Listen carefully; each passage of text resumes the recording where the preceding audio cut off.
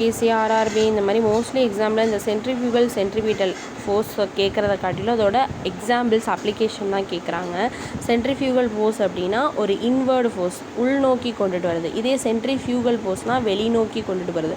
Centripetal petal ஞாபகம் வச்சுக்கோ. பெட்டல்னால் பூ இதழ் நம்ம பூவை நோக்கி உள்ளே போகும்போது இந்த பூ இதழ் அதை தானே பார்ப்போம், அதை ஞாபகம் வச்சுக்கலாம். இப்போ பீட்டலுக்கு வந்து என்னென்ன எக்ஸாம்பிள் அப்படின்னா ஒரு கயிறு வச்சுட்டு நம்ம அப்படியே சுற்றினோம்னா அந்த பால் வந்து இன்வேர்டு ஃபோர்ஸில் வரும்.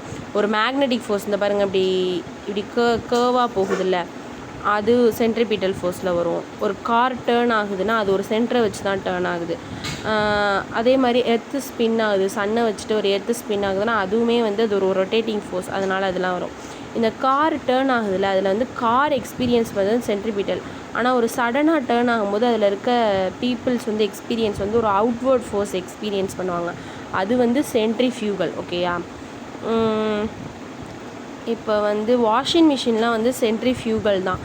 கார் டேர்னிங் ஆகும்போது வெளியில் தள்ளும். வாஷிங் மிஷின்லாம் வந்து துணியை வெளியில் தள்ளும். ட்ரையருமே வந்து துணியை வெளியில் தான் தள்ளும்.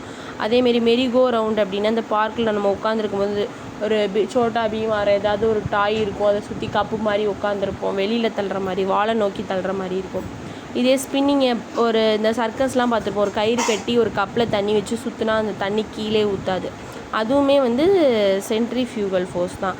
மட்டான கார் டயர்ஸ்னால் அந்த டயரில் வந்து ஏதாவது சகதியோ சாணியோ ஒட்டி இருந்துச்சுன்னா அது கரெக்டாக நம்ம அது சுற்றும் போதே வெளிநோக்கி அது தள்ளிடும், அதுவுமே வந்து சென்ட்ரிபீட்டல் ஃபோர்ஸ் தான்.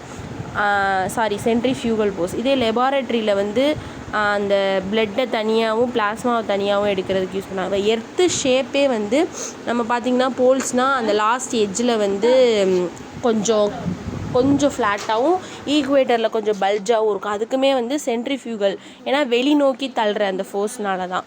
அதே மாதிரி இந்த சென்ட்ரிஃபியூகல் ஃபோர்ஸில் இப்போ இம்பார்ட்டண்ட்டாக ஒரு கொஷின் கேட்குறாங்க, அது எதுக்கு யூஸ் ஆகுதுன்னா ரொட்டேட்டிங் கைனெட்டிக் எனர்ஜியை ஹைட்ரோடைனமிக் எனர்ஜியாக மாற்றுது.